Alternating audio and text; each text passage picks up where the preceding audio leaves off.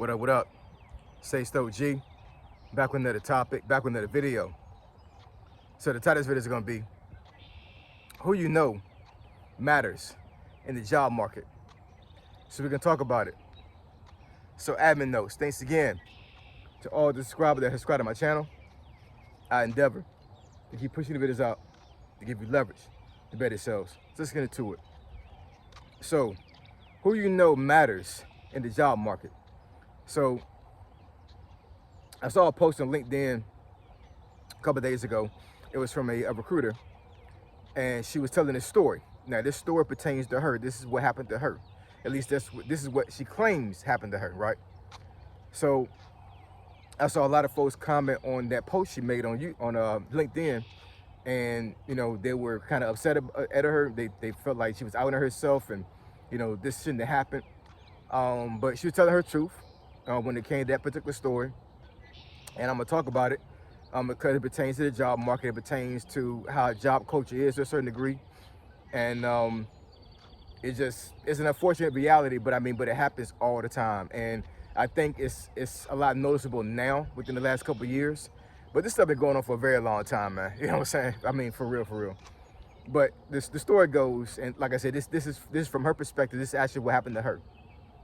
So she said that that she had put a requisition out there, a job position out there for her organization, and somebody applied and they hired them.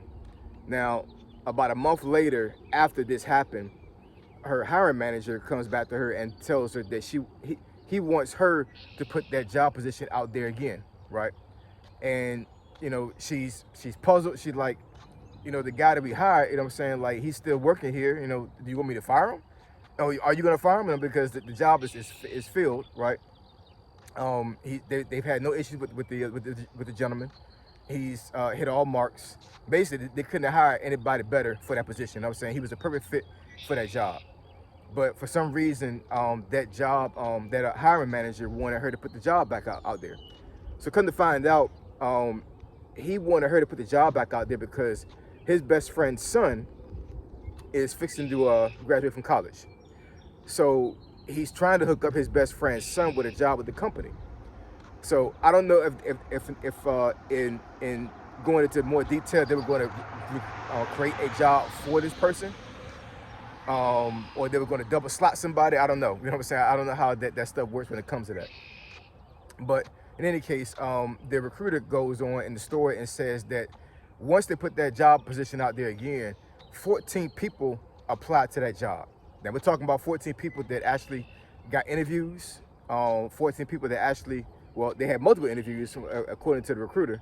Some of them did, catered their resume, to fit the job description. So things can happen when it comes to like their resume being filtered out through AI and stuff like that. You know what I'm saying? She said she even verbally and visually talked to 3 of these candidates out of the 14. You know what I'm saying?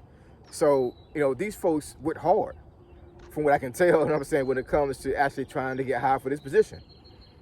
And the recruiter said that basically she knew that these 14 individuals had no chance in hell to get this job because it was already being held for her hiring manager's best friend's son. They just had to go through the legal aspect when it comes to putting the job back out there because they couldn't show any type of favoritism when it comes to that. You know what I'm saying? They had to make sure from a legal standpoint that they had to put the job out there for anybody to get, but they already knew who they was gonna hire, right? So, like I said, a lot of folks posted, well, they commented on that post and were very angry with with the recruiter because they're saying that that basically they wasted these folks' time. You know what I'm saying? And I got to look at it from another perspective, man. You know what I'm saying? For one, the recruiter has no say in how they do things from an admin perspective. So when her hiring manager told her to repost the job, what was she gonna do? Tell them no? You know what I'm saying? Like, she got a job as anybody else do. You know what I'm saying? These hiring managers are human beings. They're not these robots, you know what I'm saying, that are handling job positions. You know what I'm saying? This is a real person that actually has to go out there and headhunt for folks to get hired to these positions. You know what I'm saying? So when her hiring manager told her to do something and she didn't do it, what was the alternative? Well, she might get fired. You know what I'm saying? So Do you expect that hiring manager? Now I'm talking to folks, that actually commenting on that post. Did you expect did you expect that recruiter to disobey her hiring manager and not post a job? Doesn't make any sense. You know what I'm saying? Like it's unfortunate. It sucks. I think it's morally wrong to do something like that. I'm not talking about the recruiter. I'm talking about like just the process in general. You know what I'm saying? But that recruiter really had no say in that. You know what I'm saying? She did what she was told to do. That's her job. Her job is to follow instructions. That's it. You know what I'm saying? Now, if it messed with her morally, and she felt like she couldn't do it from that perspective, then she had a choice. Either she did it or she didn't do it. But the consequence was she could have got fired. And getting fired in this job market, I was saying, who's doing that voluntarily? You know what I'm saying? Not too many folks. So I can't fault the hiring manager for doing, not the hiring manager, I'm sorry. I can't fault that recruiter for doing that. But think about this, y'all. 14 individuals that thought they had a chance at getting this job had no chance from the beginning, right? You might well say it was a ghost job, you know what I'm saying? Even though there was a person who was going to fill that slot, these 14 folks had no clue that from the beginning, from the time they saw that job posting to the time that they got their rejection letter, they thought they had a chance, all 14 of them, and they didn't. Not even from the beginning, right? So this is a thing that been happening for a very, very long time. You know what I'm saying? Like I've seen this plenty of times, as me being a civilian, and quite honestly, I ain't gonna lie, man. I just gotta be truthful.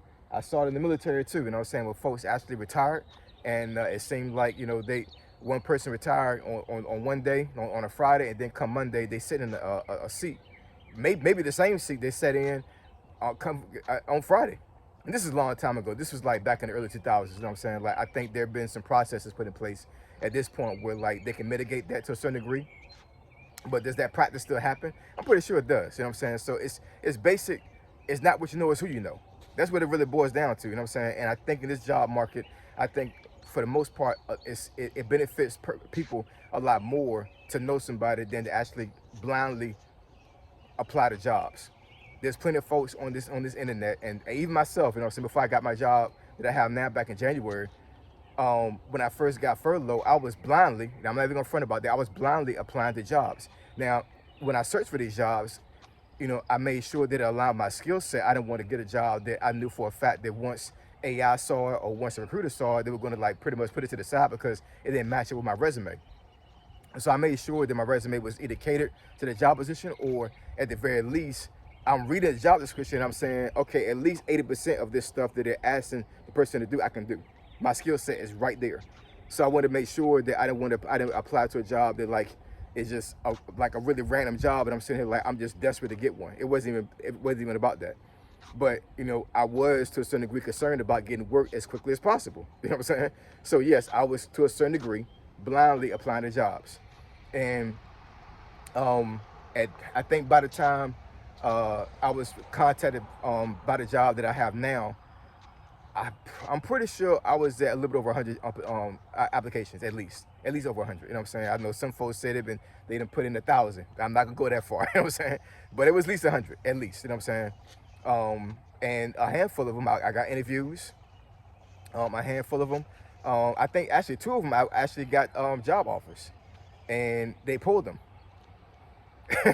Just imagine you had a job offer, and I'm saying you think you got a job, and I'm saying like within a day or two they pull it, right? And I was like, man, what the hell? One of them ghosted me totally after they pulled it. The other one just explained to me that they pretty much like ended that job position. Like basically, they hired me, but the job didn't exist anymore. They got rid of it for whatever reason. You know what I'm saying? So, like I said, that really goes back to like it really, really, really counts when it comes to you knowing people. You having connections. When I was going to the college in Norfolk State, right? There was a lot of folks that I met those 2 years I was there before I joined the Army that I know for a fact were there because of their parents might have been fraternity brothers or sorority sisters in an organization or whatever, and they went there because they knew that Norfolk State had connections for them once they actually left college. So yeah, GPA mattered. Them getting good grades matter and all these other things, whatever I'm saying. But they were already setting their kids up for success because they knew somebody in college. You know what I'm saying? The professor they had might have been a frat brother or sorority sister. You know what I'm saying? So it's connections. So they could have had a lackluster GPA, and for the most part, these folks still were guaranteed a job, right? So like I said, the practice of doing this, you got to make your own determination, you know what I'm saying, whether it's right or wrong, whether you feel right with or wrong with it, you know what I'm saying? But at the end of the day, folks are getting jobs because of connections. That's just the way the world works, man, you know what I'm saying? So I think a lot of folks that are blindly applying to jobs right now, I think it's for naught. I think that, you blindly applying to jobs on Indeed, Glassdoor, LinkedIn, all those other things, whatever. I'm just saying, man. It's anytime that I see a job posting on LinkedIn, and I go into it's I guess it's an analytic. You click on the link of the job, and it'll show you actually how many folks apply to the job. If I see anything that's over 20 people, I just move on. You know what I'm saying? I've seen jobs where it shows 100 plus people apply to the same job. 9 times out of 10, it's probably a ghost job. You know what I'm saying? Or they don't have it in the intention of hiring for that job. You know what I'm saying? But you still got folks still clicking on it. It's almost like rage bait. You know what I'm saying? You click on this job and you cater your resume to that job, but over 100 folks applied to it, and you mean to tell me that you believe that this recruiter is going to go through 100 applications and narrow it down to just one person? It's not even worth your time, man. It's not worth your time at all. It really isn't. So I know for myself, connections have definitely helped me in the past. It has, you know what I'm saying? Even with a job, I ain't even gonna lie about that. You know what I'm saying? It has. Is it ethical? Here's what I say when it comes to that. There's winners and there's losers in life. You know what I'm saying? I'm just gonna put that very bluntly. There's winners and there's losers in life. And from what I have observed, whether it be me on the outside looking in, or for myself actually being in the same scenario, right? The folks that knew the most people, and the folks who knew the most connections and the right connections, most of the time won. You know what I'm saying? When it comes to anything in life, you have to have connections, man. You have to have relationships with folks. You just do. You know what I'm saying? Because at the end of the day, when you have your back against the wall and you can't call somebody to help you out, that's a problem. That's a serious problem. And I know for a lot of guys, that is a serious problem. You know what I'm saying? A lot of guys feel like they can navigate life by themselves and don't need no freaking help. And I'm gonna tell you right now, if you don't got God in your life and you don't have connections, you don't have folks that can help you out when you get into a bind, you're in a bad space. You really are. You know what I'm saying? Everybody needs connections, man. I don't care how much of an alpha male you think you are or how hard you think you are. You know what I'm saying? You need to have connections. You need to know folks in high places. You need that. You know what I'm saying? When you go on jobs and everything, whatever, you need to actually talk to the movers and shakers and get to know them. When you're in college, if you are a young folks in college right now, you know what I'm saying? Your GPA matters, your grades matter, you know what I'm saying? But you need to talk to folks that have positions. You need to talk to your classmates or whatever that have parents in high positions. You just have to, man. You know what I'm saying? Connections is how the world works. That's how government works for the most part. You think most of these politicians got there where they at right now on their own merit? Some of them did. But I can almost guarantee you, most of them got there because of somebody they freaking knew. You know what I'm saying? So it's no different in the job market. It really is. You know what I'm saying? I think that recruiter that told this story, this true story about herself, has some courage. She has some intestinal fortitude to say that. And I think the purpose of her putting that story out there was to let folks know that this is a thing that's going on, and you need to take your rejection letters with a grain of salt and understand that in this job market, you know what I'm saying, you need to you need to know somebody, know people. You know what I'm saying? This is a fair warning to folks in the job market that's trying to find a job right now. You know what I'm saying? You need to get connections. You just have to. I would suggest, even to the point where when you apply to a job, see if you can actually see who is posting that job and reach out to them personally. Send them an email or call them or text them. You know what I'm saying? And ask them what's going on with that job. You know what I'm saying? Because you got to separate yourself from everybody else. You just have to. That's just basic hiring. You know what I'm saying? When a recruiter is trying to find somebody for a position, they're trying to figure out who stands out the most. So I'm gonna tell you right now, you reaching out and calling folks and texting folks and emailing folks is gonna help you stand out. It really is. You know what I'm saying? But Once again, I know folks are very upset and angry that the job market is like this, where you can see jobs out there and they're ghost jobs, or these jobs don't have no chance of you being hired by it, but they still post it out there. You know what I'm saying? I get it. I know you folks are upset about it. I get it. I totally get it. Because it's happened to me. I'm pretty sure directly it has, you know what I'm saying? But I don't know. When I get rejection letters for jobs, I don't know that somebody on the other end was already being hired. I have no clue, you know what I'm saying? All I know is that according to them, I wasn't qualified. But I call BS on some of them.